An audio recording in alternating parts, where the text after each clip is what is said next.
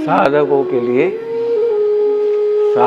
लिए मोह और ज्ञान की लड़ाई चलती है।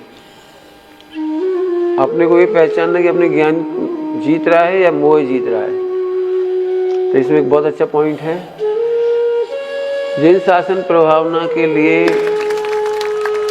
समर्पित जीवन, कल चर्चा की थी, शासन प्रभावना, आराधना ही प्रभावना है, आराधना ही प्रभावना है।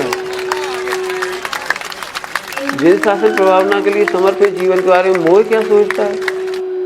मैं इतना बड़ा साधक हूँ, कोई मुझे जाने तो, मेरा तो फोटो छपना चाहिए,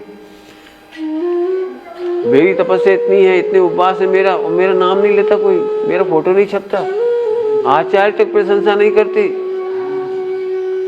सारे साधुओं को मेरी प्रशंसा करना चाहिए, श्रावकों को मेरी प्रशंसा करना चाहिए। ये मोह की सोच है, ये मोह की सोच है। ज्ञान की सोच क्या है पता है? मैं प्रभावना रथ का सबसे छोटा एवं गुप्त पुर्जा बनूं। क्या कह रहे? मैं जिन शासन प्रभावना रथ का, घोड़े सबको दिखाई देंगे, पहिए सबको दिखाई देंगे, चलाने वाला सारथी दिखाई देगा, सब कुछ दिखाई देगा, लेकिन मैं तो वह कील बन जाऊं जो किसी को पता भी नहीं कि यह कील ठुकी है। जैसे घड़ी के अंदर डायल के ऊपर 3 कांटे, 3 कांटों में भी 1 सेकंड का कांटा सबसे ज्यादा चलता दिखाई देता है। इतनी बड़ी घड़ी में सैकड़ों पुर्जे हैं, लेकिन 1 सेकंड का कांटा ही सरकता हुआ दिखाई देता है, जबकि अंदर पूरी टेक्नोलॉजी काम कर रही है, पूरे पुर्जे काम कर रही है। अब बोलो भाई, प्रभावना क्या है? मोह कहता है मुझे सेकंड का कांटा बनना है, और ज्ञान कहता है मुझे सबसे अंदर का पुर्जा बनना है। क्या करना है ये देखो। मैं धैर्यशील बनूं, घड़ी के डायल पर 3 कांटे ही तो दिखते हैं, और चाबी कितनी मरोड़ी जाती है। चाबी, पहले चाबी होती थी घड़ी में, ऐसे मरोड़ी जाती थी, वो कितनी मरोड़ी जाती है। मैं अंदर की धैर्यशील स्प्रिंग बनूं। पहले घड़ी में एक स्प्रिंग होती थी गोल, अंदर अंदर होती थी, तो वो कसाती थी, वो दिखती किसी को नहीं है, वो डब्बी के अंदर पैक होती थी, वो किसी को दिखती नहीं थी, अंदर रहती थी वह। मैं उस मरोड़ को भी बर्दाश्त करूं, और घड़ी को चलने की शक्ति देती है वो अंदर की स्प्रिंग होती है, वो शक्ति देती है। आहा, मैं जिस शासन प्रभावना का ऐसा गुप्त पुर्जा बनूं, ऐसा गुप्त साधक बनूं कि सारे संघ को शक्ति देता रहूं, लेकिन किसी को पता नहीं लगना चाहिए कि मेरा नाम क्या है, इस देह का काम क्या है, इस देह के कितने उपवास हैं, इस देह का फोटो कैसा है, इस देह की साधना आराधना कितनी बढ़िया है। ओहो, मेरी असली साधना किसी को दिखेगी नहीं, और जिसकी साधना दिखेगी वो मैं हूं नहीं। क्या कहा? जिसकी साधना सबको दिखाई देगी वो मैं नहीं हूं, और मेरी साधना किसी को दिखाई नहीं देगी। इसीलिए आपने देखा है, तीर्थंकर और समस्त साधक जंगलों में गुप्त चले जाते। आचार्य कुमकुम स्वामी ने नियम साजी में गाथा लिखी है, निज वतन में जाकर के गुप्त रह करके भोगते हैं, जैसे कोई निधि पा करके वन खंडादिक में गुप्त रह करके भोगते हैं। मोह गुप्त नहीं रहने देता, और ज्ञान गुप्त करता है। मोह की पहचान क्या हुई? मोह आपको गुप्त नहीं रहने देगा, अंदर खलबली मचाता रहेगा, 24 घंटे खलबली मचती है, 24 घंटे। देखो जी, आए, इन्होंने देखा तक नहीं, ये आई, इन्होंने मुस्कुराया तक नहीं, इन्होंने पूछा तक नहीं कैसा मैनेजर है, ये कैसा क्लर्क है, हम इतने बड़े साधक हैं हिंदुस्तान में, इसको पता नहीं है। वो खलबलाता रहेगा, वो कुछ करे कि नहीं करे। हम एक बात कह रहे हैं, एक बहुत अच्छा एग्जाम्पल है, साधक उस नदी की तरह होते हैं जो बहते हुए समुद्र में मिल जाते हैं, केवल ज्ञान रूपी समुद्र में मिल जाते हैं। रास्ते में कोई उनका जल पिए तो उसे कोई दिक्कत नहीं, नहीं पिए तो कोई दिक्कत नहीं, कोई सूख जाए तो कोई दिक्कत नहीं, कोई मलमूत्र का सुचिता अशुचिता उसमें बहा दे तो उसे कोई दिक्कत नहीं। साधक एक ज्ञान नदी की तरह केवल ज्ञान समुद्र में जाके समा जाता है। ये असली साधक की बात है। यदि हमें जरा भी मान कसाई होगी तो खलबलाहट होगी, जरा भी मान कसाई होगी तो खलबलाहट होगी। चैन से सोने नहीं देगी, पढ़ने नहीं देगी, बैठने नहीं देगी। मैं मंदिर में जाऊं और सब हट जाए तो कितना अच्छा लगता है, कैसा लगता है? मैं मंदिर में जाऊं और कोई आदर से देखने लगे, भाई नमस्कार करने लगे तो कैसा लगता है? ये खलबलाहट है मान कसाई की। नहीं, साधना में पहली साधना यह है कि गुप्त रहने की साधना। क्या बोला? साधना की सबसे बड़ी साधना, पहली साधना कौन सी है? मैं अपने अच्छे विचार झट बता देता हूँ, बुरे विचार कौन बताता है? आज मुझे बहुत अच्छे विचार है तो वो विचार तुम झट शेयर कर देते, वो खोटे हैं? अच्छा है, मोह जिंदा करना अच्छा है, ये मोह है। यदि आप सत्यवादी हो तो खोटा भी ऐसी शान से बोलो जितना शान से अच्छा बोलते हो। सत्यवादी है तो ठीक है। इसमें लिखा है एक बहुत अच्छी बात, यदि 10 धर्मों में यानी अनेक धर्मों में जितने भी सब हैं उनमें यदि सत्य भाषण, सत्य बोलना, सत्य धर्म यदि नहीं हो तो 3 काल में भी मोक्ष नहीं हो। करोड़ों व्रत उपवास बेकार है। और सत्य बोलना सबसे कठिन है।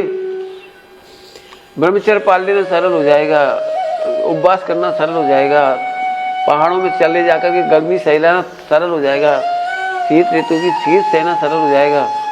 सबसे कठिन होता है सत्य बोलना, ज्यों का त्यों कह देना। इसको इंग्लिश में शब्द है ट्रांसपेरेंसी। अपनी बात कुछ भी नहीं बची तो वो कह देना बहुत कठिन पड़ता है। तो साधना इसी का ही नाम है। आप देखो भगवंतों ने उच्च कोटि की साधना करी, वो दिव्य ध्वनि में झरी। क्या बोला हमने? वो दिव्य ध्वनि में झरी। उन्होंने खुद नहीं बताई, किसी को खुद नहीं लिखा। प्रभावना के लिए बहुत अच्छे दृष्टांत थे। प्रभावना कब होती है कि आराधक झुके नहीं, आराधक झुके नहीं, आराधक झुके नहीं। झुके नहीं मतलब पर की ओर लक्ष्य ना करे, पर का राग ना करे, समझाने की हाय हाय ना करे, उनकी तरफ झुके नहीं। कैसे कैसे होती प्रभावना? कि जैसे दूध पहले उबल कर तैयार हो जाता है और फिर उफनता है। दूध कब तक गुप्त रहता है बर्तन में? जब वो बाद में उफनता है। अपने को दूध ऐसे नहीं करना है, ऐसे नहीं करना है। अपना दूध सुरक्षित रखना है, फिर उफन जाए उसका। ऐसे पूरी आराधना, साधना इजिकल टू अपनी आराधना के लिए निकले हैं और अपनी आराधना से प्रभावना हो जाती है। क्या कहा? अपनी साधना से प्रभावना हो जाती। कल प्रभावना के दृष्टांत दिए थे, ठीक है? तो एक साधना हो गई कि अपने मन वचन काया को गुप्त रखना, अपने भगवान आत्मा को गुप्त रखना। अभी आप लोग मजे में हो, एक काम करो, जरा किसी को बोल दो मैं सम्यक दृष्टि, बोलो आप। फिर देखो आपको विद्वान लोग, साधक लोग ही आपकी आलोचना शुरू कर देंगे, ये बड़ी सम्यक दृष्टि, ये बड़े सम्यक दृष्टि। जरा आप बोल दो मेरे को पंचम गुण स्थान, बोल के देखो आप। जरा आप कह दो मैं तो मौनी हूँ, साधक हूँ, मैं तो बहुत आनंद में रहता हूँ। हाँ, तुम तो कह रहे बहुत आनंद में रहते हो, जरा मच्छर तो भगा देते हो। मैंने दूसरा तो हैरान नहीं करेगा, अपन ही अपने को हैरान करने लगे। अरे मैं आत्मा हूँ, मैं आत्मा हूँ, साधक नहीं हूँ। साधक छोटा है और आत्मा बड़ा है। तो ऐसे आनंद करेंगे तो प्रभावना अपने आप हो जाएगी। बाकी चर्चा कल हो गई थी। सब जीवों में ध्रुव भगवान आत्मा देखना विश्व मैत्री है, पढ़ा चुके पहले। उनमें से गुणवानों के प्रति प्रमोद, पापोदय में करुणा और दुर्जनों में बीतराग मध्यस्थ रहना चाहिए। अपन पढ़ा चुके एक बार, ठीक। एक बहुत अच्छा पॉइंट है, इसको सुन लें अपन लोग, बहुत काम का है। नकारात्मक चिंतन एवं बीतरागता में अंतर है। ये तो बहुत ही 24 घंटे याद रखना है आपको। नकारात्मक चिंतन और वीतरागता में अंतर है। वीतरागता में नेगेटिव पॉजिटिव दोनों विचार नहीं आते, ये ध्यान रखना। और नेगेटिविटी में नेगेटिव सोचते हैं, बहुत गंदा है, बहुत गंदा है, भोग गंदे हैं, विकार गंदे हैं, विचार गंदे हैं, गति गंदी है, कसाई गंदी है। तो ये नेगेटिव विचार का नाम वीतरागता नहीं है। मतलब हम जो नेगेटिव सोचते नहीं, खराब खराब खराब खराब, गलत गलत गलत गलत गलत, चाहे मेरे विचार गलत, मेरी क्रिया गलत, मेरा खान पान गलत, दूसरों का भी गलत, तो इसका नाम टोडरमल जी लिखा है द्वेष रूप उदासीनता, वीतरागता नहीं है। ये तो द्वेष गर्भित उदासीनता है। शब्द क्या लिखा उसके लिए? द्वेष गर्भित उदासीनता है, वीतरागता नहीं है। हाँ, वीतरागता का क्या लक्षण बोला अभी? जिसमें नेगेटिव पॉजिटिव दोनों विचार नहीं आते। तो कई बार गलती ये हो जाती है कि जैसे किसी ने खाने की बात करी, नहीं मुझे नहीं भाता, मैं नहीं खाता, मुझे नहीं चाहिए, मुझे नहीं खाना, तो हम समझते हैं वीतरागता है। ते वीतरागता नहीं है तो है। एक सरल दृष्टांत दूं, जैसे आपको सब्जी नहीं खरीदनी कभी, तो मार्केट में अच्छी सब्जी देख के आपको क्या होता है? हमें कोई मतलब नहीं होता, ये वीतरागता है। ऐसा नहीं कि कितनी अच्छी, नहीं अपने को खरीदना नहीं है, क्या करें, अपन साधक है, खरीदना नहीं, तो वो नेगेटिविटी हो गई। नेगेटिव नहीं होना, पॉजिटिव भी नहीं होना, केवल वीतराग रहेगा। वीतरागता का मतलब समझ में आया? मेहनत लगेगी इसमें। एक कपड़ा अच्छा है कि बुरा है, तेरी मर्जी, डालना है डाल दे, रखना है रख दे, ले जाना ले जा, लाना ला जा, मेरे कोई विकल्प नहीं। जैसे धूल के प्रति रजकण के रिद्धि वैमानिक देवनी सर्वे मान्य पुद्गल एक स्वभाव। क्या लिखा है? रजकण के रिद्धि वैमानिक देवनी सर्वे मान्य पुद्गल एक स्वभाव। यहाँ पर एक पेन रखा हो और एक बच्चा उठा के ले जाए, तो आप में से कौन कौन देखेगा बच्चे को? हैं? वो ले गया उठा के, यहाँ से बच्चे एक आया ले गया, तो कितना विकल्प आ सकता है, कैसा छोकरा है, कैसे माँ बाप है, पेन उठा के ले गया, ऐसा भी सोच सकते हैं। और एक कैसा लगा, ले गया तो ले गया, नहीं ले गया तो नहीं ले गया, अपनी तो कोई चीज है ही नहीं, अपनी नहीं, जिसकी हो जाने, ले जाना ले जाए। कई बार ऐसी आकुलता बहुत होती है, अकेले कोई हीरा पड़ा मिल जाए सड़क पे और कोई दूसरा उठा ले जाए, तो आपको क्या होता है? फोकट में, अरे खोने वाले ने खोया था, उठाने वाले ने उठाया, हमें क्या लेना देना। लेकिन हम जब कुछ नहीं कर पाते तो द्वेष कर लेते, जब कुछ नहीं कर पाते तो द्वेष करते। द्वेष वीतरागता नहीं है। ये बहुत गजब का पॉइंट है। नकारात्मक चिंतन करने वाले अनंत जीव हैं और वीतरागी होने वाले जीव गिनती के हैं। क्या बोला? गिनती के हैं जीव, तो इसमें मेहनत करनी पड़ेगी। जब आप सामायिक में बैठो, कुछ भी करो, तो ये सोचो कोई ये चीज ले जाए तो, आपकी पीछे है जो भी है रजो हरण, इसे कोई ले जाए तो, और वो भी अपनी शादी ले जाए तो, सोचो, एक एक चीज सोचो। हम सामायिक में बैठ गए, इस देह को कुछ हो तो सोचो। तो सोचने से क्या होगा? चारों अनुयोग की धारा चलने से वीतरागता आ जाएगी। चार अनुयोग नहीं सोचेंगे तो वीतरागता कभी नहीं आएगी। फिर से बोल रहा हूं, चार अनुयोग नहीं सोचेंगे, विचारना नहीं होगी तो वीतरागता। चार अनुयोग, प्रथमानुयोग, चरणानुयोग, चार अनुयोग है ना? हाँ, कर्णानुयोग, द्रव्यानुयोग। प्रथमानुयोग को कथानुयोग बोलते हैं ना, ऐसे। तो वो सोचना, वो यही मेहनत है। अंदर की मेहनत इतनी है, बाहर पढ़ने की फुर्सत ही नहीं मिलेगी। रियल कह रहा हूँ, मुझे पढ़ने की फुर्सत नहीं मिलती है। ये पूछो इन लोगों से, मैं पढ़ते ही नहीं हूँ, मुझे पढ़ने की फुर्सत ही नहीं मिलती है। अंदर का काम बहुत बड़ा है। पढ़ने में थोड़ा समय लगता है और साधना में बहुत टाइम लगता है। क्या बोला? पढ़ने में थोड़ा टाइम लगता है और साधना में बहुत टाइम लगता है। ठीक? तो नकारात्मक चिंतन से बचना। बहुत सारी चीजें हैं, ये तो बहुत बेकार है, ये तो परिणाम बहुत खराब है, कसाय खराब है, विकार खराब है। अरे खराब है तो एक बात, तो आप यहाँ से कहीं जाते पर्वत पर और रास्ते में गाय का मलमूत्र पड़ा होता है और गटर की पानी गंदगी बह रही होती है, तो आपको कोई विकल्प होता है? क्यों? हमें कोई मतलब ही नहीं। ऐसे पर पदार्थ, विश्व के सारे पर पदार्थों से मुझे कोई मतलब नहीं है।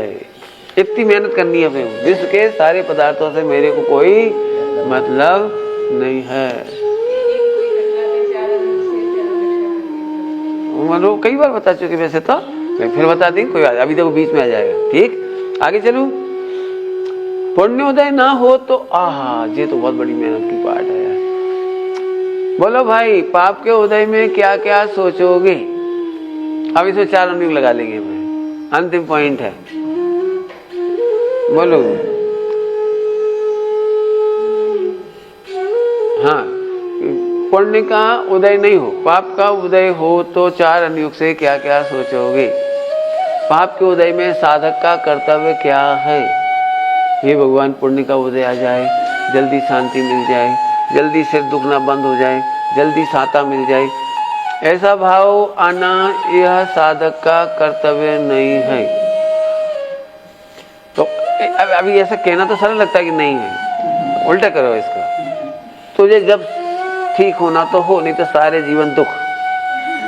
अब बोलो, अब लिखा, मजबूरी में सहना अलग बात है। लिखा है, हे जीव, तूने अनादिकाल से जितने दुख परवश होकर के भोगे हैं, जितने दुख तूने परवश होकर भोगे हैं, उसका असंख्यात्म भाग भी स्वयं से भोगा होता तो मोक्ष हो जाता। परवस्था से भोजन नहीं मिला तो चुप रह जाना सरल है, पानी नहीं मिले तो चुप रह जाना, शांत रह जाना सरल है, लेकिन पानी हाथ के सामने होने पर भी नहीं पीना, ये बहुत गुस्सा है। तो पाप के उदय में क्या करना? बोलो, पाप को दूर करने की भावना करना ये गलत है, और पुण्य का उदय जल्दी आ जाए ये भावना भाना भी गलत है। क्योंकि जीव तो करता ही है, ये तो सभी करती, जानवर भी यही करता है, मनुष्य अज्ञानी से अज्ञानी मनुष्य भी यही करता है। क्या करता है? हे भगवान, मेरे दुख के दूर हो जाए, मेरे पाप का उदय चला जाए, पुण्य का उदय आ जाए, हे भगवान बचा लो, ये तो कोई करता ही है। अब अंजना को देखो, अब प्रतिमान योग, कथान योग में देखो, सीता को देखो, अग्नि में जाते समय सीता ने देवताओं का आह्वान नहीं किया, हे देवताओं आज मेरी रक्षा करो, ये नहीं कहा।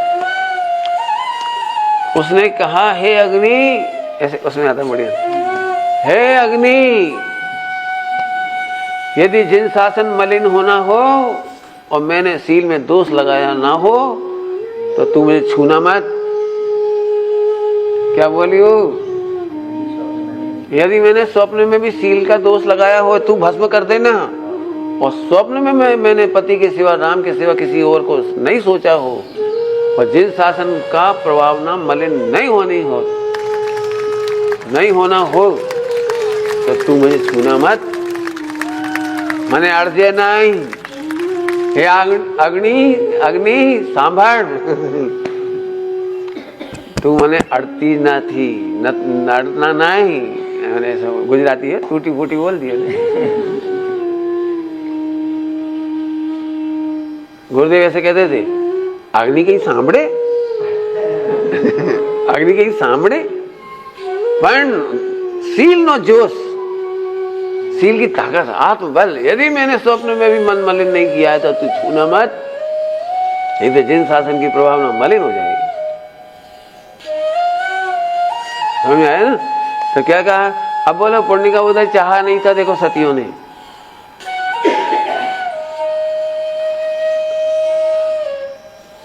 चंदन वाला, अब सारी प्रतिमान योग ले लो, चंदन वाला ने इसलिए महावीर भगवान को याद नहीं किया था मेरी बेड़ी टूट जाए।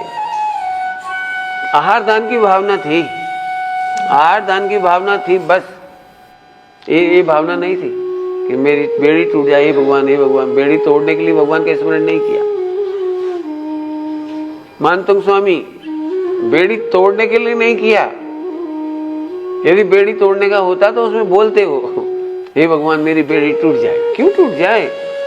अच्छी भाषा में बोलो, इस बंधन ने मुझे छुआ ही कहां, हथकड़ियों ने शरीर तक को नहीं छुआ, मेरे को तो क्या छुए।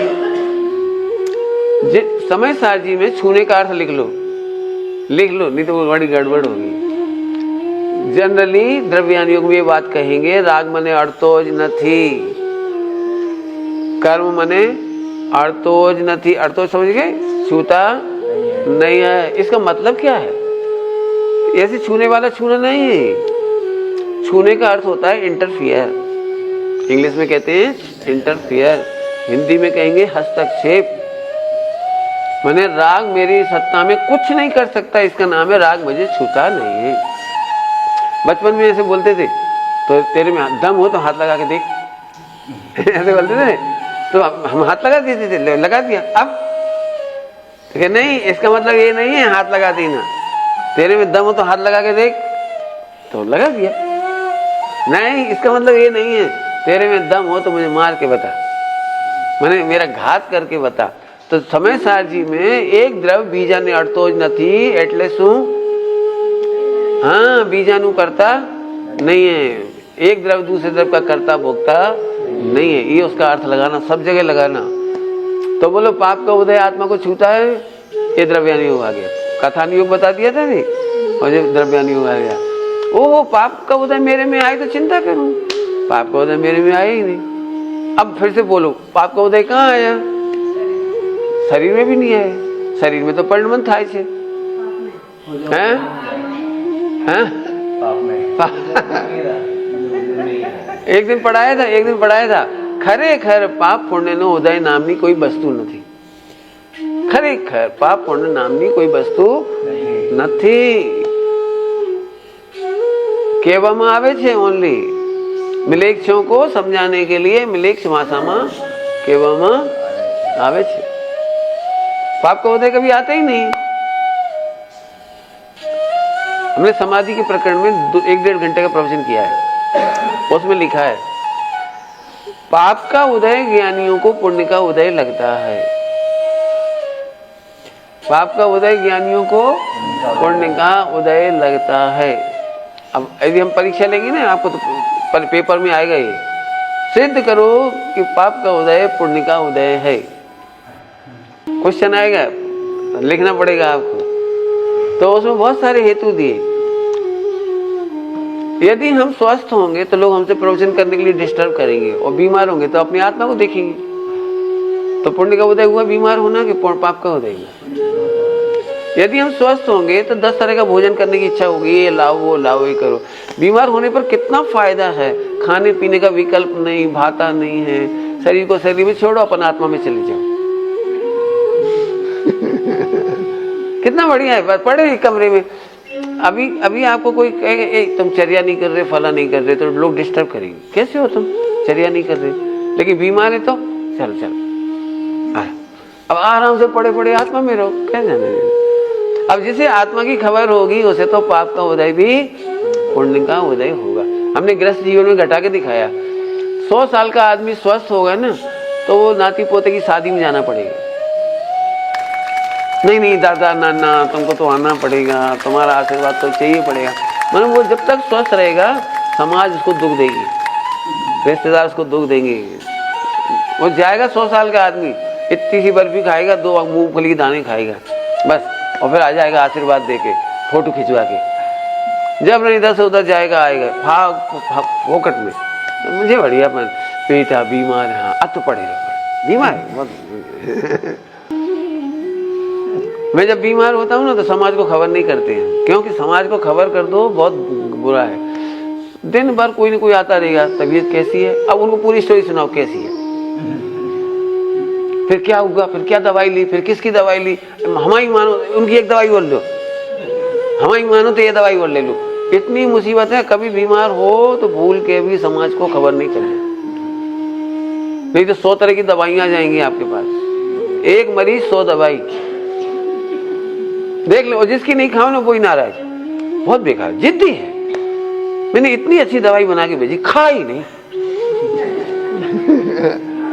है ना, माथा फोड़ी। अरे शरीर को छोड़ दे, ऐसे ही शरीर को ऐसे ही छोड़ दे, तबीयत अपने आप ठीक हो जाएगी।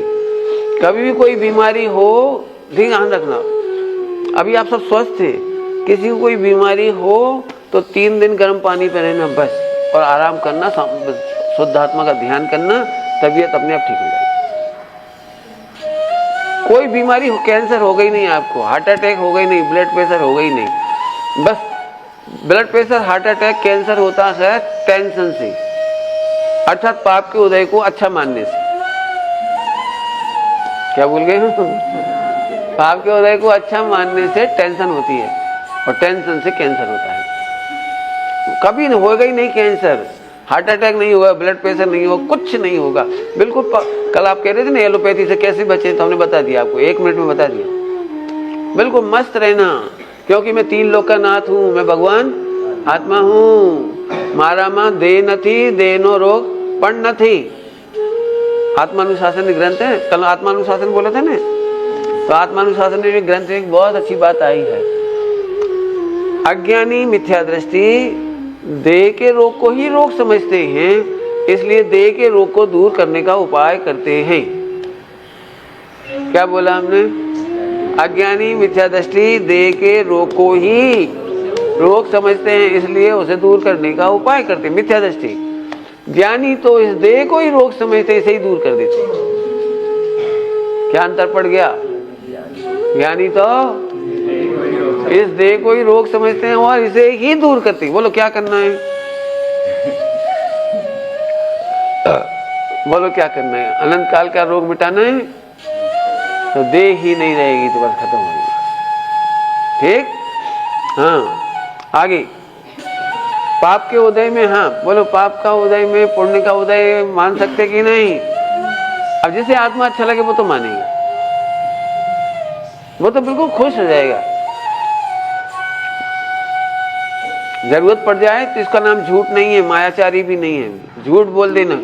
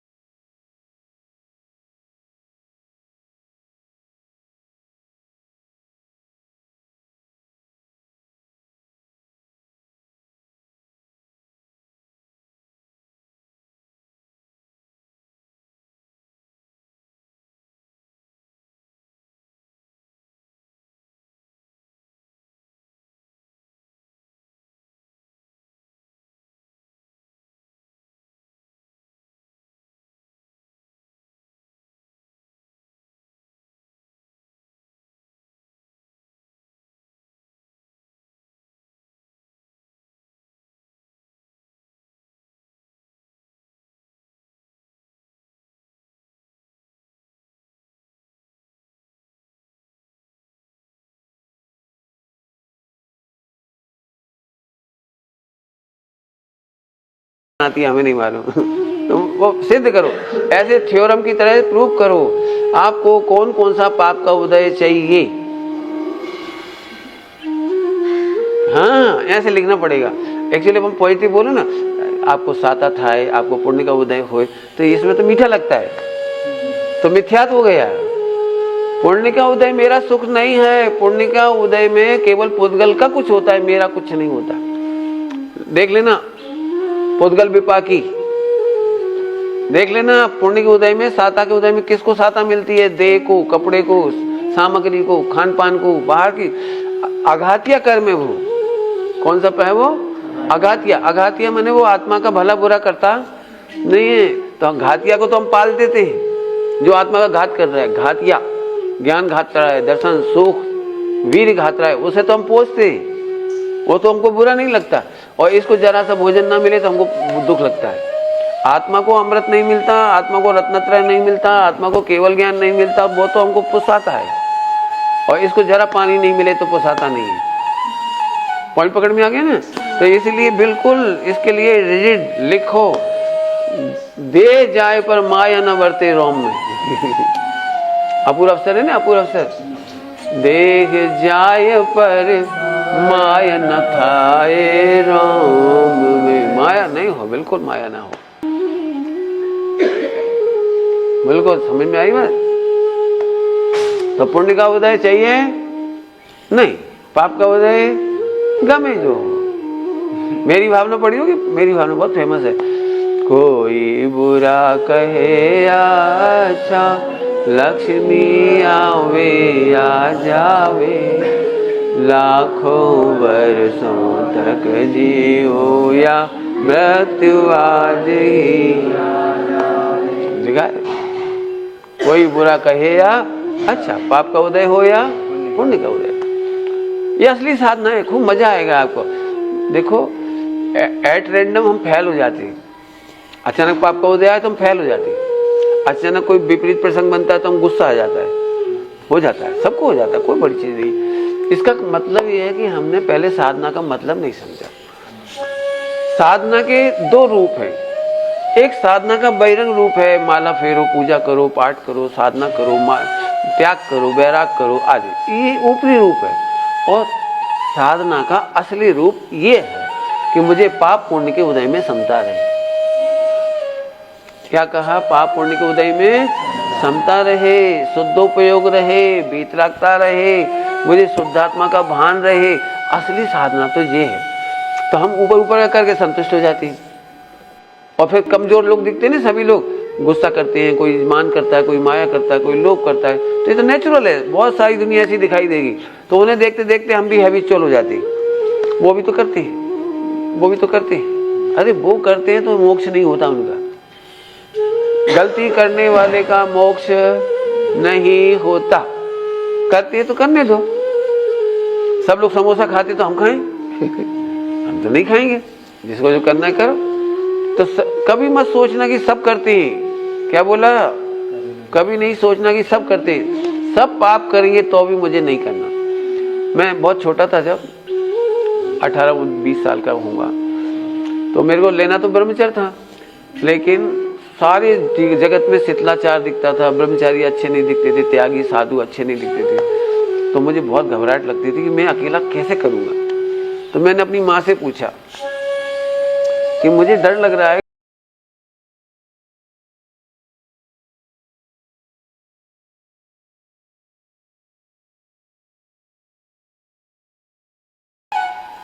इस कली काल में भी यदि आचार्य कौन स्वामी निर्दोष हुए तो वो कैसे हुए, ये सोचो। यदि एक जीव भी तर गया, एक जीव भी इस कली काल पंचम काल में सच्चा साधु है, सच्चा त्यागी है, तो वो कैसे, ये सोचो। मैंने इसमें बहुत सोचा कि यदि बाढ़ आ गई हो, बहुत सारे लोग डूब रहे हैं, तो अपन क्या करेंगे? हाँ, बहुत बाढ़ आ रही है और वो तो पास आके डूब गया, वो तो बहुत बड़ा तैराक था, वो तो पास आके डूब गया, वो उधर डूब गया, तो ये नहीं देखेंगे हम। पूरी दुनिया डूब जाए, मुझे डूबने का प्रयास नहीं करना, मुझे तरने का प्रयास करना। बस इस दृष्टांत ने मेरे को पूरा लाइफ दे दी, पूरी लाइन दे दी। कोई भी यदि अपने परिणामों में सही हो रहा है तो कैसे हो रहा है ये देखना, डूब कैसे रहा है ये नहीं देखना। आपको शिथिलाचार करने वालों को आदर्श बनाएंगे नहीं, शिथिलता को देखकर उसको अट्रैक्ट होंगे नहीं, बिल्कुल नहीं। तो साधना के दो रूप है, एक बाहर का और एक अंदर का। बाहर का तो छिलका वाला है, वो सबको दिखेगा। आपने देख तब दो तरह के, बहिरंग और अंतरंग। तो बहिरंग तो जो सबको दिख जाती है, लेकिन अंतरंग तब किसी को दिखाई देता नहीं है। वो अंतरंग तब आपको देखना है, आपको आनंद होना चाहिए, आत्मा का आनंद, आत्मा राम, आत्मानंद होना चाहिए। कैसे होगा? पाप का उदय बुरा है कि अच्छा है? अच्छा है। पुण्य का उदय बुरा क्यों है? दो ही समान है। पुण्य पाप दोनों में कोई भी अच्छा बुरा नहीं है। हम पुण्य को भी बुरा नहीं कहेंगे। वीतरागता में कोई अच्छा बुरा होता नहीं है।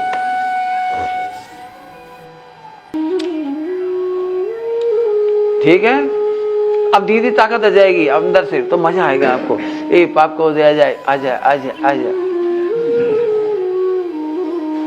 और कहीं आ गया तो लोग डराते हैं मेरे को, कोई आ गया तो मैंने कहा अपने कहने से पाप को उदय आता ही नहीं, लेकिन अपन तैयार हो जाते हैं। मृत्यु एक दिन आएगी, उसकी तैयारी कर लो, तो अपन उस दिन समाधि कर लेंगे। और मृत्यु एट रैंडम आएगी तो समाधि नहीं कर पाएंगे। तो अपन पहले से रेडी रहो कि ऐसा हुआ तो, ऐसा हुआ तो, ऐसा हुआ तो। आपको करेला नहीं भाता गोचरी में, और आज आ गया तो मना कर देंगे, नहीं लेंगे, ऐसे करेंगे। नहीं, क्यों करेंगे? इस देह को जो मिलना है उसमें मुझे फेर फार करना नहीं, और मेरे को ज्ञानानंद में फेर फार करना नहीं। अपने को ज्ञानानंद का आहार करना, और इस देह को जो उदय में मिले उसका हर्षित पूर्वक जानते रहना। बस साधना शुरू, साधना शुरू। ठीक है? तो पाप के उदय में पुण्य का उदय चाहना नहीं।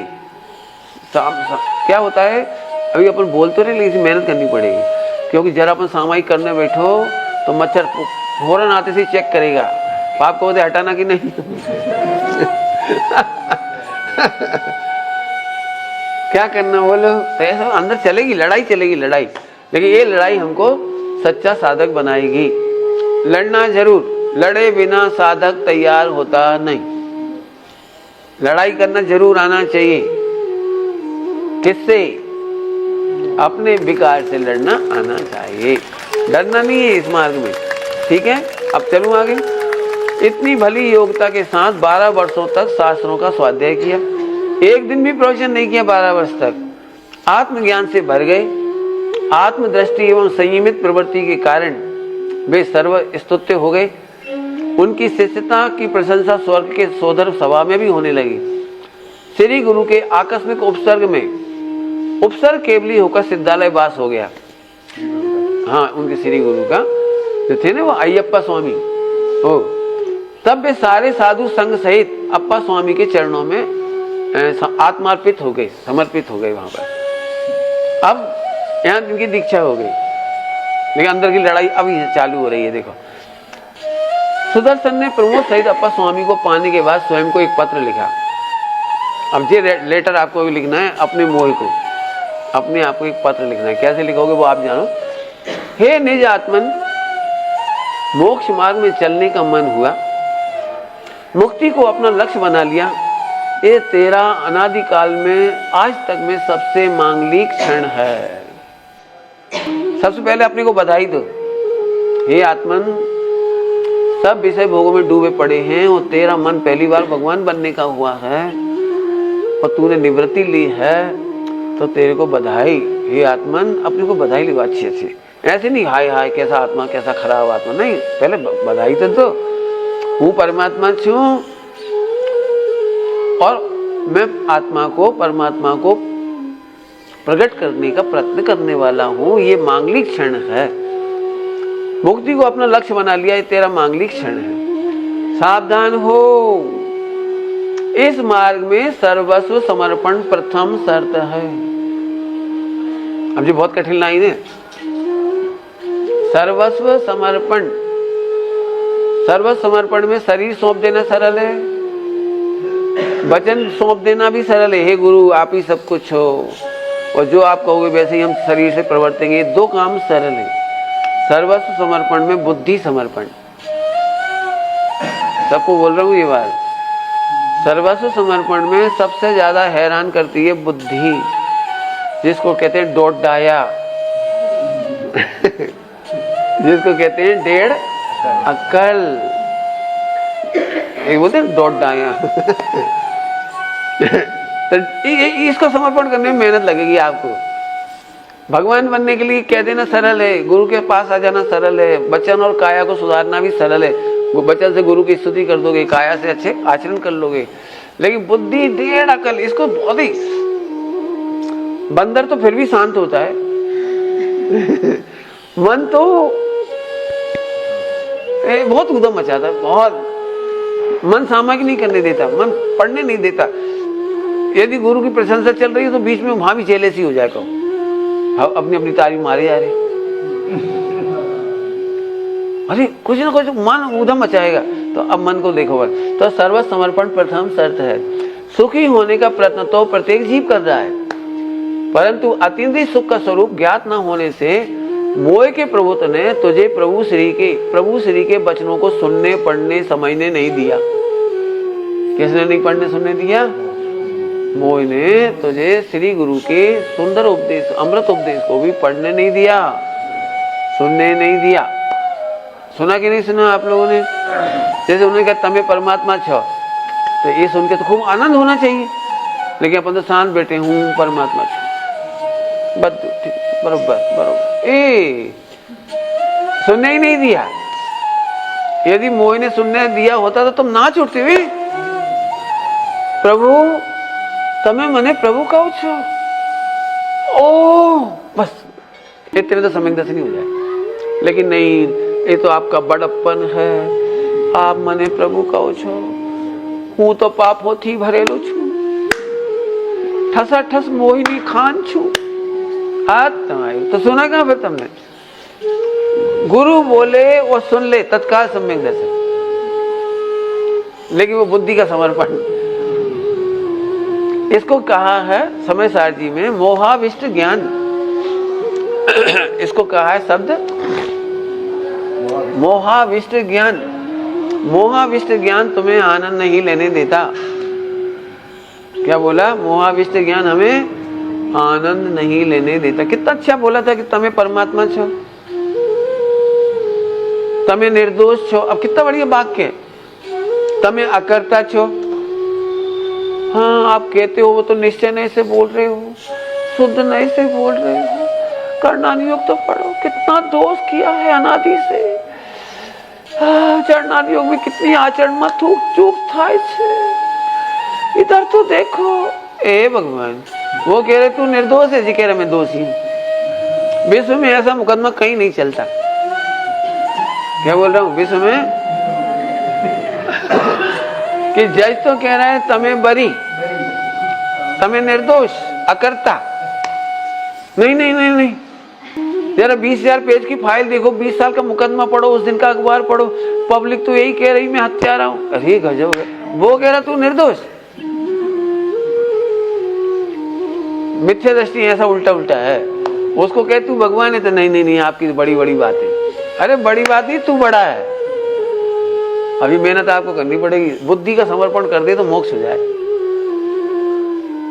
बोलो क्या करना है? बुद्धि के अनुसार चलोगे तो निगोद है, और बुद्धि का अभाव है तो मोक्ष है। बोलो क्या करना है? बोलो, बुद्धि के अनुसार चलेंगे तो मोहाविष्ट ज्ञान है, वो निगोद ले जाएगा। मोह की एक पहचान है, मोह की एक पहचान है, रख लो लिख करके। वो प्राप्त में आनंद नहीं करने देता, चाहे वो प्राप्त गुरु हो, प्राप्त देशना हो, प्राप्त आत्मा हो, प्राप्त क्षेयोपशम हो, प्राप्त त्याग वैराग्य हो, वो शांति से नहीं रहने देगा। क्या बोला? बहुत कठिन कठिन बात है। मोह की पहचान बोलो, जो प्राप्त में आनंद नहीं लेने देता। प्राप्त की बात खाली स्थान छोड़ दो। प्राप्त गुरु, प्राप्त क्षेयोपशम, प्राप्त क्रिया, आप कितना भी अच्छा आचरण करो तो भी मोह क्या बोले? आगे बढ़, आगे बढ़, आगे बढ़, आगे कब बढ़ेगा? अरे भगवान तू शांति से रहने दे। मेरे से भी लोग कहते हैं आप आगे कब बढ़ोगे? नहीं, अंदर बढ़ना है, आगे नहीं बढ़ना मुझे। क्या कहा? अंदर बढ़ना है, बाहर नहीं बढ़ना। हमें आगे नहीं बढ़ना, हमें अंदर बढ़ना। ठीक है, वापस। क्या हुआ भाई? मोह की पहचान क्या हुई? प्राप्त में आनंद। आपको अपना अपना क्षेयोपशम कम कौन कौन को लगता है? लगता है ना? तो ये दुख कर रहे, मोह करा रहे। भगवान पूरा है, क्षेयोपशम कम है तो होने दे। क्या बोला? भगवान पूरा है, क्षेयोपशम कम है तो होने दे। आज के बाद रोना नहीं। और रोगे तो कौन रुला रहे हैं? मोह, बुद्धि। क्या करना है? एग्जाम्पल दिया था, 2 दिन के बच्चे को भी मिठाई लगाओ तो आनंद करता है। वो ये तो नहीं पूछता, आनंद तो आ गया, लेकिन नाम तो मालूम ही नहीं। इस मिठाई का नाम क्या है? बनाया किसने? इसकी लागत क्या है? सुबह बनी थी कि शाम को? गाय के दूध से बनी थी कि भैंस के दूध से? उस चक्कर में नहीं पड़ता। बस अभी ज्यादा चक्कर में मत पड़ो, बस बुद्धि समझ जाओ। बुद्धि माने क्षेयोपशम ज्ञान में मोह। क्षेयोपशम ज्ञान में मोह का नाम है बुद्धि। क्षेयोपशम ज्ञान में प्लस कर दो मोह, तो वो कहलाती है बुद्धि। और मन तो संगी पंचेंद्रिय को मिलता है, वो तो थोड़ा चर्चा अलग है। मन के माध्यम से बुद्धि काम करती है, मन और बुद्धि अलग अलग है। वो हृदय के आकार का प्रकार का वो